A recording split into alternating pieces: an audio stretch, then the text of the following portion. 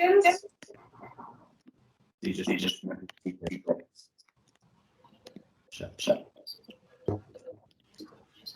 10 seconds. 5, 4, 3. Good afternoon, everyone. This is the team announcement for the second test against the British and Irish Lions. Yes, there's been a couple of changes, and I'm just going to read out the changes. There's been 3 changes in the starting team. Firstly, there's an injury force change in the loosehead position, where Steven Kitshoff comes on from the bench for the injured Jacques Nienaber. He unfortunately got injured in the first half in one of the scrums. And then Frans Malherbe gets promoted from the bench, starting at tight head for us. And then the last change in the starting lineup is Jasper, who moves into the 8th-man position. And then the changes on the bench is Vincent Koch comes in for obviously Steven getting promoted to the starting lineup, and for the injured Jacques Nienaber, so Vincent comes in on the bench. And then we are going with a 6-2 split. Marco van Staden comes in on the bench, and Quacha, who started at 8, moves down to the bench. So that is the starting 23 for the second test against the British and Irish Lions. Thank you, Springbok head coach Jacques Nienaber. Ladies and gents, if you're on our mailing list, the full team will be should be in your inbox by now. Right, we go over to Matthew Pearce of our house broadcaster SuperSport. Matthew, good afternoon. Good afternoon, Rayan, Rassie, Jacques. Jacques, first of all, could you just tell us a little bit more about the injury to Oxenchair? Yes, Matt, unfortunately, he got injured just before the end of the first half in one of the scrums.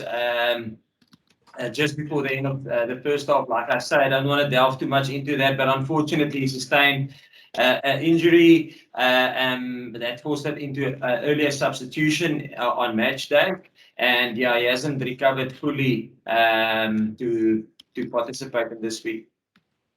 And if we stay with the front row, Steven, obviously then an injury and force change, Frans Malherbe on the tight head. Just what are you looking for from them as starters, and conversely from Vincent and Trevor on the bench?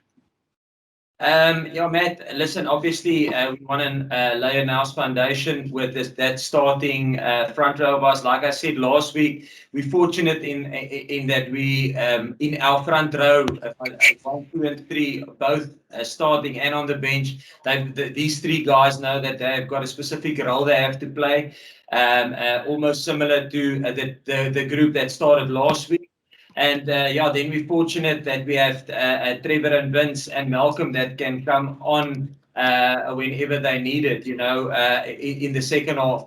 So like I said, we like to see our front row, the front row as working in tandem, and very excited to see Frans and Kitsy starting with Bongi this weekend. I guess the biggest selection of all for everybody will be that of Jasper Wiese outside of the 23 last week and straight into the starting lineup, but Quacha Smith not taken out altogether. Did I have Oxenchair in the team that you sent me? Sorry, Matt. Sorry, there was an interruption there. So Jasper Wiese, what has brought about his selection from what you've seen with him in training, in the test against Georgia, his role with the SAA team, that he gets the opportunity to start in such a massive test match? Yeah, obviously Jasper was part of our plans. He played in the test match against Georgia for us, came off the bench there, Quacha started. So it's a nice combination for us. in terms of having Quagga and Jasper. Jasper's main role will be for us to same as what Quagga did last week for us, getting momentum and stopping momentum for us. We feel he had another week of training with us. He was actually, if there was any sickness or illnesses last week, he was playing at 24, 25. So he was there and thereabout with the squad of last week. He had another week of preparation with us, getting used to the environment, getting used to how we do things. And yes, I think it's nice having him, giving him a start, and then we can use Quagga for all his speed and impact that he brings off the bench for us this weekend. And we feel that's playing to our strength.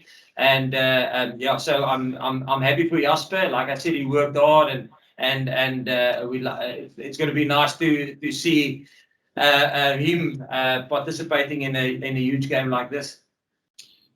You mentioned the 6-2 split on the bench, Jacques. Just two different forwards to what we experienced at Rugby World Cup in that 6-2 split. Sort of Quagga and Marco van Staden included there. And perhaps a second part to the question on the bench is the responsibility on Damian Willemse to provide that sort of multifaceted cover as the second backline replacement. Yeah, I'll probably start, Matt, with Damian Willemse. Obviously, Damian now has participated in almost all the games that we've played, you know. So he's been training as a 12, as a 15, and as a 10, almost similar what Frans Steyn gave us in the World Cup. And I mean, I think his form just amplifies his selection currently. So he's a versatile guy for us, and we feel that it's now obviously he's been introduced into the various roles that he has to fulfill for us now in the last couple of weeks that we've been training, and we're comfortable now that he can slot in at 15, 10, 12. So he covers us in all three of those positions. Yes, and like you said, I think with the inclusion of Marco and Quagga, I think there will be some nice energy and that we can inject in the second half.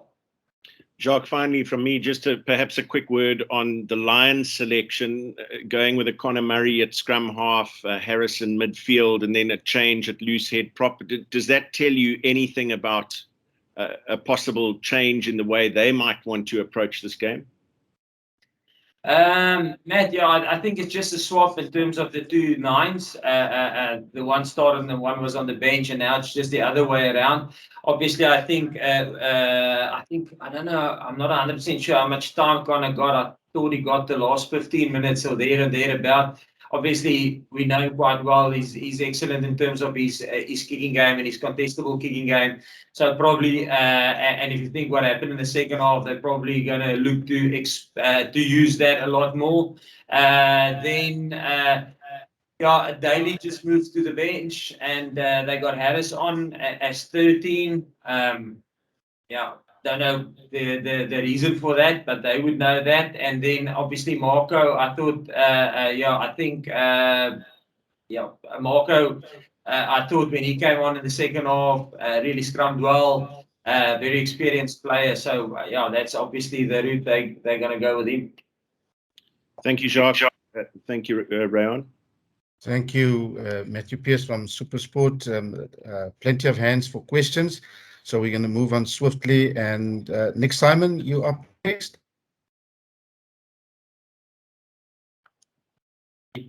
Hey, Rassie. Just a question about the Twitter action this week. Are you Jaco Johan, and why have you been so vocal on Twitter? Is that the most effective way of getting your messages across? Yeah, no, that's actually why I'm at the press conference. I was feeling sorry for Jacques because I knew he's going to probably get that question. No, I'm actually not Jacques Johan. I'm Johan Erasmus. I actually follow Jacques Johan. He's a big supporter of us, and he's been feeding me some really good clips and for a while now, some really good things that I actually used in the past. So he's a very big supporter, a really funny guy. And I quite enjoy the things that he does.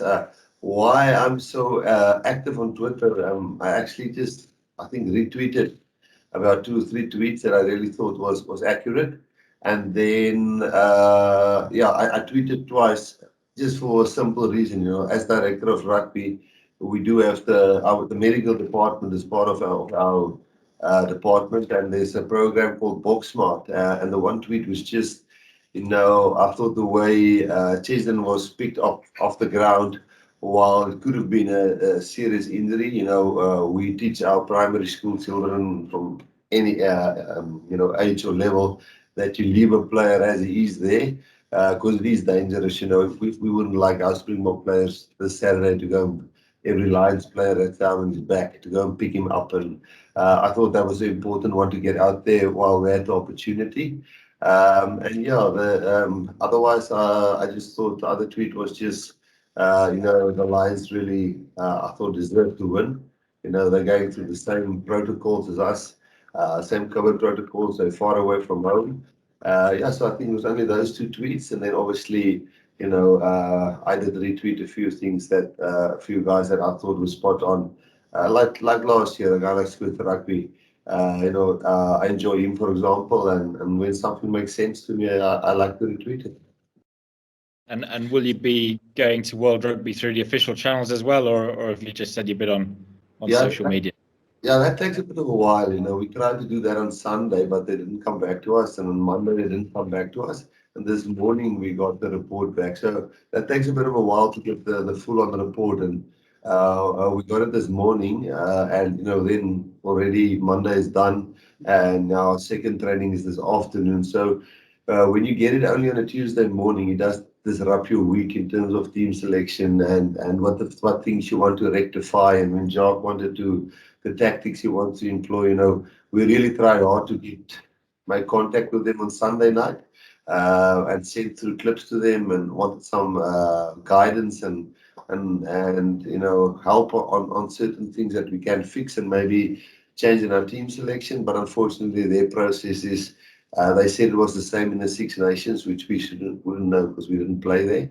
But they said they normally only give feedback on a Tuesday back. So we got it this morning. I'm currently working through it. We're going to give it back to Jacques this afternoon and see if we can then, in the one training that's still left, maybe try and implement some of those things. Thank you, Rassie, and thank you, Nick. We're moving on to Ken Borland. Good afternoon, Ken. Afternoon, Rayan. Thanks very much. Afternoon, Jacques and Rassie. Jacques, both Trevor Nyakani and Vincent Koch have been mostly playing tight head lately. Who is your actual loose head reserve? I think we're fortunate in terms of that. I mean, Trevor can play both loose head and tight head. In this specific game, he will cover loose head for us, and obviously we can use him as a tight head as well. And then Vincent is I think he can also play both sides. He can also play both sides. Yeah. So, but I think Trevor will back us up at loose head this weekend. And Vincent at tight head. But like I say, we'll probably, when the team sheet goes in, they can play both sides. Thank you, Jacques. And Daniel Schofield, good afternoon.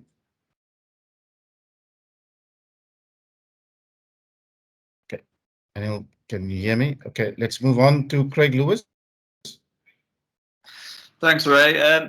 Jacques, you mentioned obviously Jasper's been with you guys a bit longer now. Had some more time in training. What really is it that you've liked about what you've seen from him to earn a start, and what really do you need to get out of him at number 8? I mean, I'm sure most would agree Dwayne was really missed last weekend. Yeah, I think I once listen. Dwayne is you don't get how can I say, you don't get the player. What we call it, player Replacement. No, in the World Cup final, he got man of the match. You don't get man of the match in a big game like a World Cup final where you're not a quality player. So I mean, Dwayne is a quality player, but as is Kwagga. I mean, Kwagga was good on the weekend. I think tactically, I probably wasn't that sharp in terms of protecting him on the high balls. As a coach, I could have done it better. I spoke to the team about it. They know about it. and we will definitely look tactically how we can change a couple of things in terms of that. So I think I almost hanging out to dry a little bit there. And then obviously Jasper, the reason why we started looking at him, he was obviously doing very well in the Premiership. I think he's just his actions in the Premiership. If you look at his stats in terms of his carries and how dominant he was, that's why we selected him in our squad. So we just want to see whatever Jasper did to get into the squad. We want to see that on Saturday, and he will give. I'm sure he will give that to us. Thank you, Jacques. Andrew McKenna, next. Jacques, how much is the balance between changing what you did on Saturday for a slightly different game plan and maybe doing what you did better? Where is the balance between that from Saturday? In terms of the balance in terms of the back row. No, sorry. In terms of your game plan, looking at the game, how much will you change the game plan, and how much are you convinced it was the right game plan? It just maybe wasn't implemented quite right. Yes. Okay. Now I got you there. So okay. Now listen.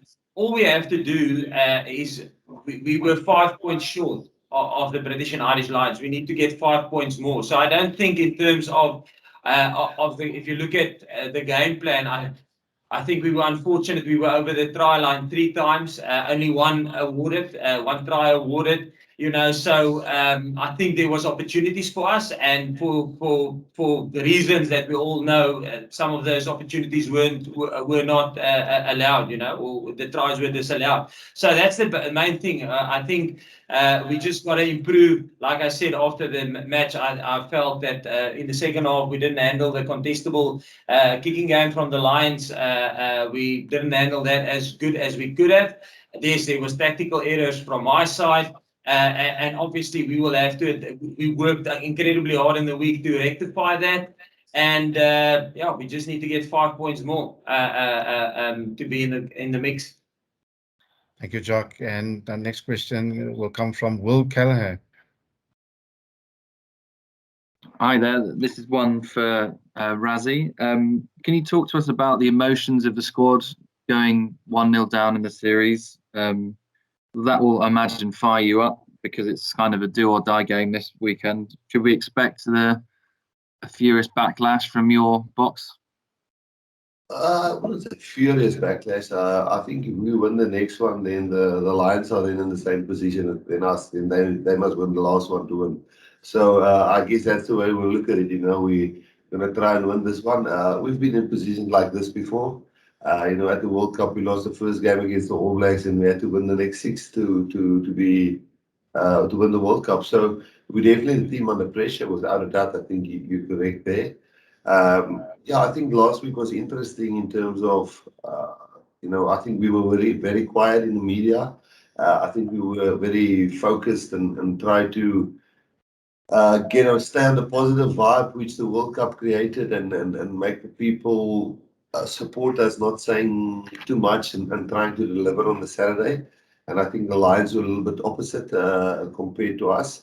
And that's why I think we are taking things a little bit different this week. And, it will definitely be a tough game Saturday and move our backs against the wall. Luckily, we only really have one big injury, which is Ox. So, we always knew we were going to be a little bit underdone when one of those Georgian test matches were cancelled. And we were hoping that, we could last 80 minutes last week. But I think of the changes that we made now and the going with the 6-2 split and the guys having another test match under their belt against the Lions, which is one of the biggest which is out there. I think we might have the wind and the breath to go 80 minutes. Just on that, Rassie, you mentioned the Lions being loud last week. Do you think that they got the upper hand and influenced refereeing decisions or television match official decisions last week? And do you hope to do that with Ben O'Keefe in the middle this week? No. That's not the reason why I'm saying it. It was actually, we've been in the past. We have found that when we talk in the media too much, it normally, it backfires on us. And when Warren talked last week about Maurice Jonker, you know, Warren is a great guy. I can tell you straight up. I've always enjoyed him. He's a good man. But it was weird for me that people would question Maurice's integrity. It was a weird thing for me. It was almost like, you know, say we say this weekend. You know, Ben O'Keefe is a New Zealander and Warren is also a New Zealander. You know, we will never say that. You know, it wouldn't sit well. It would, you know, the whole integrity of the game would be questioned, and we will never do that. You know, so what we are trying to do is trying to find out from World Rugby exactly some decisions which we got wrong during the game, and some things that we could do better during the game. That we are focusing on a hell of a lot, you know. Yeah, but we're not there yet. The feedback was a little bit slow, and we're trying to incorporate that in this afternoon's training session, and hopefully that will come through on Saturday. So no, we won't be loud in the media. Thank you, Rassie. And Daniel, you right now to ask your question. Hi, Rassie. Just picking up on that. You mentioned the integrity of the game. Is sort of microanalyzing every referee's decision and promoting that on Twitter not also undermining the integrity of the referee and thus the game? Yeah, I think you're 100% right. You know, if somebody goes and microanalyze every non-decision that's not been taken, I think that's awful. You can't do that. A referee only has 2 pairs of eyes. But I think if you do analyze the things that he's supposed to see, I think then you actually spot on with the integrity of the game. Thank you, Rassie. Kobus Klaasen, good afternoon. Good afternoon, all. I had a question for Rassie, and please don't shoot the messenger. Clive Woodward earlier this week wrote that it seems that you need to take a step back and allow Jacques freedom to coach the team. What is your take on that view? Yeah, well, I don't know. I don't know if a sir is so important in South Africa than in England. I'm not sure, but you know, that's his opinion. Myself and Jacques is great mates. I'm the water carrier at this stage, so I think he's higher than me in rank. So I really don't think we've always worked together since the military, since 1990. The way we work together, I think if you go and look at that match on Saturday, I think in minute 71, you know, we almost scored a try that was called back, you know, and then our working relationship might have been perfect.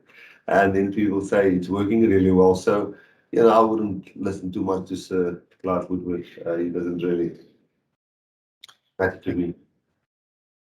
Thank you, Rassie. Leighton Koopman of Rapport. Hi, Rassie. Hi, Jacques. Jacques, Rassie touched on things briefly in terms of where the guys are at, putting in an 80-minute test match performance after only 2 tests since the 2019 World Cup final. Can you give us a gauge at where the guys are? Would you say they are between that 90 and 100% at the moment, or do you feel you need to still get into the 90s?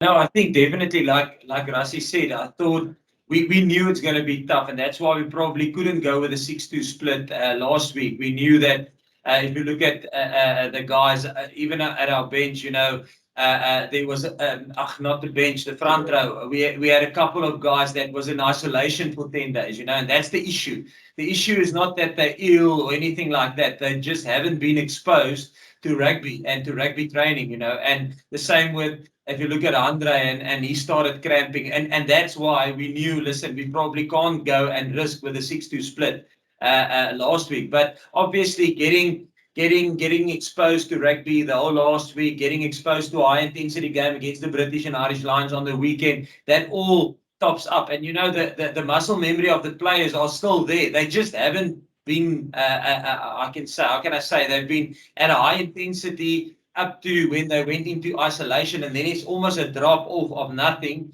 and then you have to start building them up a bit again, and you have to build them up slowly. So I think it just took a week again to get them up to that level, and almost not getting them up to the level, but getting them up to the level, and then mitigating the risk that, listen, you can actually now go with a 6-2 split. We're comfortable that they would be able to play a full 80, just in terms of their conditioning. So I think we're there.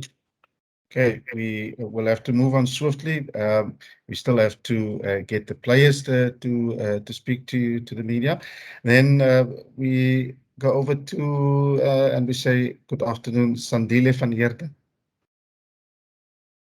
Thank you very much, Rayan. Good afternoon, Jacques. Good afternoon, Rassie. My question is directed to Rassie.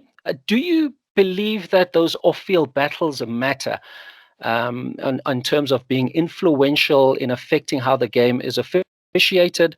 And if you do you believe World Rugby should stamp down on coaches who call out officials before games? Somehow protect officials a bit more? I'm not sure what the answer on that one is. It's a difficult one. I was baffled when Marius was appointed as the TMO, not because I'm actually very, very good friends with Marius. I'm actually close friends with Marius. I know him really well. And I actually made a point not to phone him before that match because I felt it was such a tough thing for him to do. But I did feel when he was mentioned, because he's South African, now he's refereeing for South African, he's TMOing for South African team. I thought that didn't sit well with me, to be honest with you. As I say, I know last year in the rugby championships, New Zealand and Australia played with New Zealand referees and Australian referees against each other. And that's the way things happen with COVID. So I don't know if World Rugby should interfere, but I mean, you will never, if Ben O'Keefe does wrong decisions on Saturday, you wouldn't hear us saying it's because he's New Zealand and Warren Gatland is New Zealand. So I think one must try and stay away from those things. And I've learned my lesson, and I've made those mistakes many times. I've many times talked too much about referees and their things in the media. I'm not sure what the answer on that one is. Thank you, Rassie. And we conclude this section in the English section. We will briefly give Jacques an opportunity to just give a summary of the team announcement in Afrikaans very briefly. But before that, Ashfaq Mohammed, good afternoon. Thanks, Ayan, and hi, Jacques and Rassie. Just quickly first to Rassie, is the main thing still the main thing? And to Jacques, last week's game, the first half was almost like the World Cup final. You built up that lead. But the second half, perhaps we didn't see those finesse touches that you saw in the final and led to the 2 tries. You want to see a bit more of that this weekend? Ashfaq, I would say we were pretty much in control of the first half. And then, like I said, I think the penalty count in the second half was 8-2. But against, we conceding 8 penalties and they're only conceding 2 penalties. So obviously, it's tough to get territory and to get a foothold in the game. And then when we got a foothold in the game, I mean, we were across their try line, like I said, 3 times in that second half. Damian Dalente scored, it got brought back. Willie scored, it got brought back. So, and then we had the one allowed try from Faf. So, and all those tries were actually from counter-attack and was scored on the outside where we outflanked them. So I thought, if, like Rassie said, if one of those tries stick and we kicked it over, we would have said, listen, pretty much we were happy with it. But unfortunately for us, bounce of the ball, maybe something going there, something going that way. Things didn't go, the calls didn't go our way in terms of that. A little knock on from Cheslin on the contest, So, in another game, it doesn't happen and you score those tries. So I think then we wouldn't have had this discussion and say, listen, there wasn't, we created the opportunities. Yes, we didn't finish them. We created 3 and even the one with Sia, the first half, I mean, from that maul, a nice line break, we 1 meter, 2 meters away from the try line. I mean, now I would say yes, pretty much getting there on momentum like that, getting a line break. You should take that opportunity, you know, and we didn't. So we created four opportunities, great opportunities. We finished one, the other two we didn't. And we need to rectify that. So that's the first one. What was the other one you asked me? Sorry. To Rassie about, is the main thing still the main thing? Yeah, it depends on which angle you ask that question. If I was the head coach, I would have said to you, coaching and playing is the main thing. But that's our job still. For me, the main thing is now to get the structures right, make sure that we have a fair chance, make sure that we get through COVID protocols and have management teams and have players that could be available. And so, yeah, for me, the main thing is a little bit different now. So, but I can tell you, for these guys, the last week has been the main thing was in the rugby because they're out of isolation and quarantine, all of those things, and they're back on the park and they're training every single day. For me, it's a little bit different, Ashwak.